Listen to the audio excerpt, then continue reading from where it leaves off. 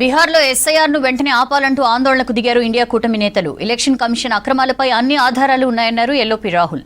దొంగ ఓట్లు సృష్టించడమే లక్ష్యంగా ఈసీ పనిచేస్తోందని ఆరోపించారు కాంగ్రెస్ ఎంపీ ప్రియాంక గాంధీ.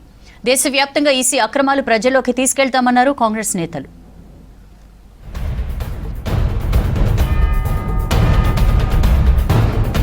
బీహార్లో ఓటర్ లిస్టుల స్పెషల్ ఇన్సెంటివ్ రివిజన్పై ఆందోళనలు ఉధృతం చేసింది ఇండియా కూటమి. పార్లమెంట్ ఆవరణలో ఏఐసీసీ చీఫ్ ఖర్గే, సోనియా గాంధీ ఆధ్వర్యంలో నిరసనకు దిగారు విపక్ష ఎంపీలు. బీహార్లో ఎస్ఐఆర్ను వెంటనే ఆపాలని డిమాండ్ చేశారు.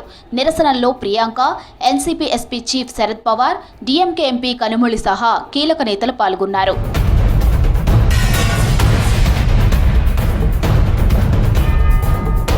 పార్లమెంట్ ఆవరణలో చేపట్టిన ఆందోళనలో మింతాదేవి అనే ఓ ఓటర్ పేరు ఉన్న టీషర్టును వేసుకున్నారు ఎంపీలు.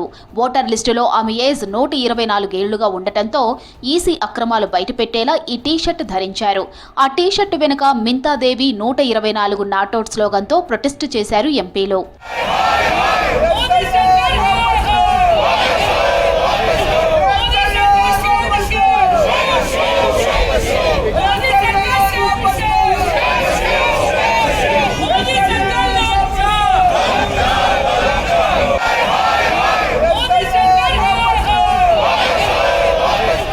ఎలక్షన్ కమిషన్ అక్రమాలపై అన్ని ఆధారాలు ఉన్నాయన్నారు ఎల్ఓపి రాహుల్ గాంధీ.